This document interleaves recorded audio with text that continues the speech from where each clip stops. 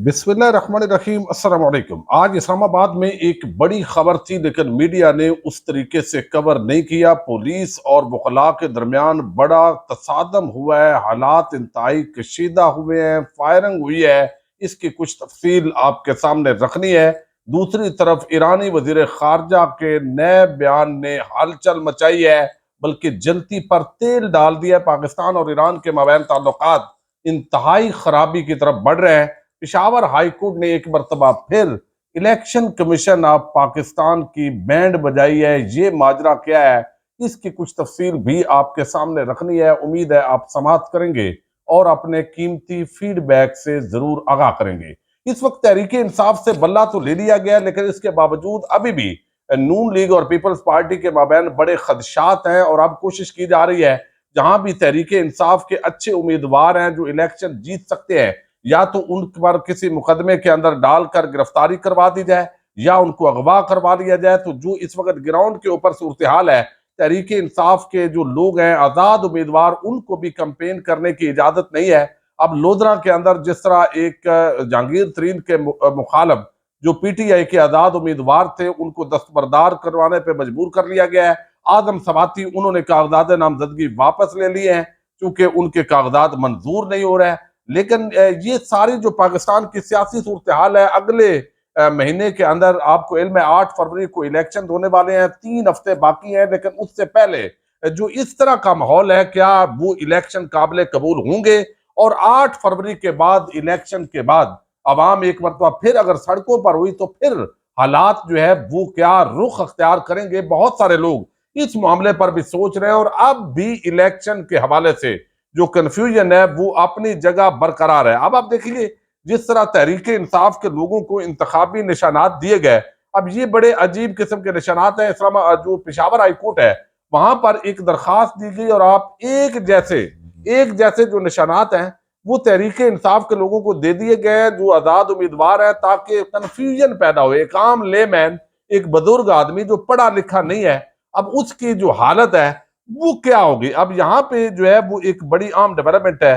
Peshawar high court के ये justice Ejaz Anwar, इन्होंने पीटीआई के हक के अंदर 2 रुकनी ये बेंच था जिन्होंने फैसला दिया था।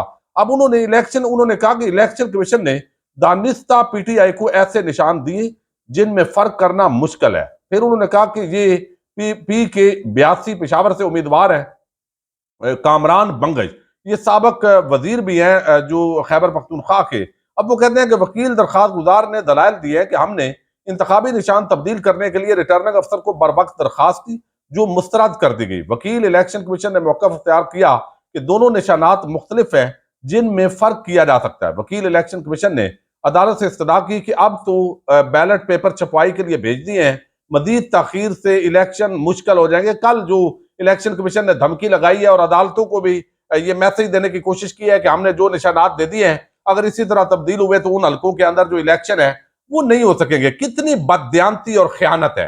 यानी वो इदारा जो सिर्फ जो वहां पे बैठा हुआ सिकंदर सुल्तान राजा, वो मेंबरान सिर्फ पैसे वो इसी काम के लिए लेते हैं जिन्होंने इलेक्शन फ्री एंड फेयर करवाना है, लेकिन वो एक काम करवाने के बजाय सारे इधर उधर, वो पंजाबी में हम पंगे कहते हैं, वो ले रहे हैं। अब कामरान बंगश को कहा गया कि ये वायलन का निशान दिया गया और उनके मुकाबले में दूसरे एक उम्मीदवार हैं, उनको गिटार का निशान दिया गया, जो बैलेट पेपर पर वायलन से मिलता जुलता नजर आएगा। दूसरे उम्मीदवार का नाम भी कामरान है, यानी कामरान, दोनों भी एक जैसे, नाम भी एक जैसे और दोनों के निशान भी एक जैसे। अब ये कर दिया गया है। बाद पेशावर हाईकोर्ट ने रिटर्निंग अफसरान को कहा कि ये आप क्या तमाशा कर रहे हैं और आप इस तरीके से जानबूझकर ये तमाशा कर रहे हैं। और जब इन्होंने दरखास्त दी तो उस पर अमल दरामद करना चाहिए था। और फिर जो है उनके हक में फैसला दिया और कहा कि नया जो निशान है वो इनको जारी किया जाए। पेशावर हाईकोर्ट के जो जस्टिस है साहबजादा असदुल्ला और जस्टिस एजाज खान, उन्होंने दरखास्त गुजार अफरीदी, शहरियार अफरीदी, आसफ खान, कामरान बंगश और दीगर की जो दरखास्तें हैं उन पर भी जो है वो समाअत की है। तो आज ये एक मरतबा फिर इलेक्शन कमीशन पूरी तरह आज पेशावर हाईकोर्ट के अंदर नंगा हुआ है। दूसरी तरफ जो बड़ी खबर है और जिसने इस वक्त पाकिस्तान के जो हालात हैं उसके अंदर एक तहलका मचाया हुआ है, वो अपनी जगह, लेकिन आज इस्लामाबाद के अंदर F8 कचहरी के एक वकील साहब वो थाने पहुंचे और थाने के अंदर आजकल वकील, आपको पता है कि किसी को कोई परवाह नहीं है। पहले ये होता था कि भाई वकला को नहीं पकड़ते, चूंकि वो जब कचहरियों के अंदर जाते हैं तो लगता है अगला पिछला जो गुस्सा है पुलिस का वो अब वकला पर भी निकाल रही है, चूंकि उनके पीछे अब बैक है, कोई कानून आइन कुछ भी नहीं है, चूंकि अमल दरामद होना कोई नहीं है। और वो एक ऐसे अंदाज के अंदर कि वो सियासी रहनुमाओं के कागजात नामजदगी जो छीन रहे हैं, उनको पहले तहरीके इंसाफ के लोगों को अगवा किया, घरों पे हमले किए, तशद्दुद किया, किसी ने पूछा नहीं, कोई अदालत नहीं, कोई जज पूछने वाला नहीं। जजेस जो है वो आला, नीचे अदलिया को छोड़े, मातहत अदलिया को, जो आला अदलिया है वहां पर भी कोई परेशान हाल नहीं है। जब काजी फायद ईसा साहब जैसे अजीम चीफ जस्टिस बैठे होंगे तो नीचे भाई किसी को कोई टेंशन नहीं है। तो अब इन हालात के अंदर एक मुल्जम को मिलने के लिए मुबैना तौर पर जो खबर है, एक वकील साहब गए और वो जब वहां पर पहुंचे उनकी तलकलामी हुई और पुलिस ने जो मैन है उसने थप्पड़ जड़ दिया। अब उसके बाद इस्लामाबाद फील्ड कचहरी से जो वकला हैं वो जब उनको खबर पहुंची तो वो बड़ी वहां से निकले, करीबी है, और वहां पहुंचकर ज़ाहिर है उनकी हाथापाई हुई। फिर पुलिस के तरफ से मुबैना तौर पर फायरिंग भी हुई है, हवाई फायरिंग हुई है। हालात इंतहाई शहर इक़्तिदार के अंदर कशीदा हुए हैं और बताया गया है कि इसके बाद लड़ाई बढ़ी है और वकला की बड़ी तादाद जमा होकर बख्शी खाने पहुंची है। पुलिस एहलकारों को तशद्दुद का निशाना बनाने की खबरें दी गई हैं। वकला को मुंतशिर करने के लिए पुलिस ने फिर हवाई फायरिंग की है। तो हालात इतने कशीदा हुए, फिर वकला ने अब बाकायदा तौर पर एक प्रेस रिलीज जारी की है जिसके मुताबिक कहा है कि अब इस्लामाबाद जो पुलिस है उसके जो मामला है उसकी तरफ पूरी तरह उन्होंने आज वजाहत की है कि उनको इस्लामाबाद की जो कचहरी है वहां आने की इजाजत जो है उस तरीके से नहीं दी जाएगी। और ये एक इंतहाई, मैं समझता हूं कि मामलात उन्होंने खराबी का रुख अख्तियार किया है। अब ये प्रेस हड़ताल है, इस्लामाबाद बार एसोसिएशन पुलिस की तरफ से वकला पर दहशत गर्दाना और कातलाना हमला करने और फायरिंग करने के खिलाफ फिलफौर हड़ताल का ऐलान करती है। आज वकला साहबान अदालतों में पेश नहीं होंगे, आइंदा के अमल का ऐलान जल्द किया जाएगा।